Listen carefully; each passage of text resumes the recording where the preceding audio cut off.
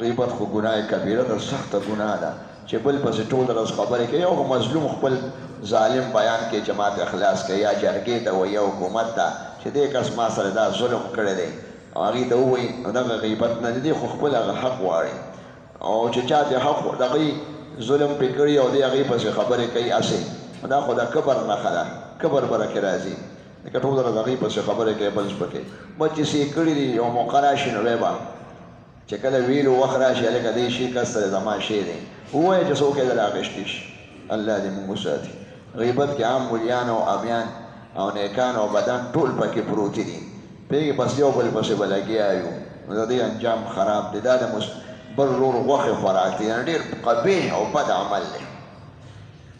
دا چا لیکلي یو سړی کټ کې ناست دی او بل سړی تلاوت کوي په ځمکه باندې څنګه دی، ښه کار نه دی چې هغه ناست دی نو یا ته هم کټ کې کښېنه کورسه یا څه یا هغه چې ګوشي نو دا ځای کې قرآن ونیسه چې هغه بره کس نه یا هغه ودي نو خیر دی، اوس یې پاسول هم نه شي. یا ناجوړه دی، بیمار کس په کټ کې پروت دی او یا ناجوړه دی نو لاندې تلاوت کوه، او چې هسې کسان ناست دي او ته لاندې په ځمکه تلاوت کوې هغوی نو دا خو ته هم د قرآن بې ادبي کې یا د هغه ځای نه خوښه د بې ادبۍ شکل دی. قرآن شریف کې د مسلمان او مؤمن ذکر دی، د موحد ذکر لفظ نشته. ولې توحید خو د اصل د قرآن دی عقیده. دا مخلص په معنا موحد دی که ونحن له مخلصون، من خالص د خدای عبادت کوو. مسلم او موحد یو معنا ده. ګیره دا ثابت په سنتو باندې ده او واجب ده، ځکه حضور علیه السلام په یو حدیث کې فرمایي تاسو برید د ویښ نه واخلئ، یعنې شونډې ښکاره کړئ، نو ټولې یا شونډې کم از کم چې ښکارئ او ګیرې پرېږدئ، نو موټې نه پس به اختیار دی که تاسو کټ کړئ، ځکه صحابه کرامو کټ کړي دي، هغوی د حضور په خبرو ښه پوهېدل. حدود یو موټی د 4 ګوتې.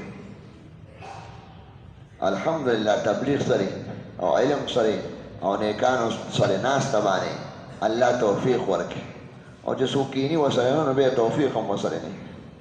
دا چا لیکلي زه په کښتونو باندې سامان علم 1 لاک روپۍ باندې په ځای 1,10,000 روا دی که نغد پیسو والا شی ارزان ملاویږي په نغدو، او په قسطونو په ټیم چې پکې وي نو هغې په وجه شی ګراني.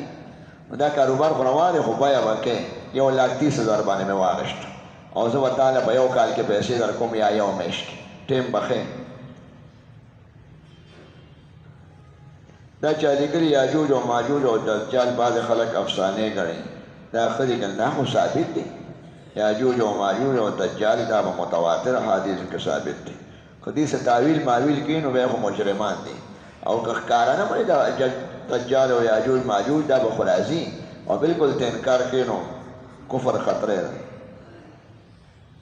دا چې لیکلي موجوده ټیسټونو کې سړی د زکات نیت کولی شي که نه؟ ټیسټ کله ظالمانه او کله هسې برابر وي، نو جدا شي ته مظلوم یې، خو دې کې زکات نه شي کولی. زکات به خو یو غریب مسلمان مالک کې د دې پیسو، جومات چنده کې هم زکات نه شي جوړی، چاله به ورکړي غریب لکه هغې چنده کې چې وکړ څه پکې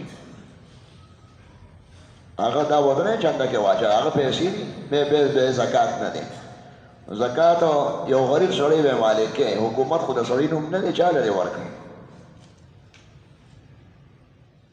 دا خو فرض دی.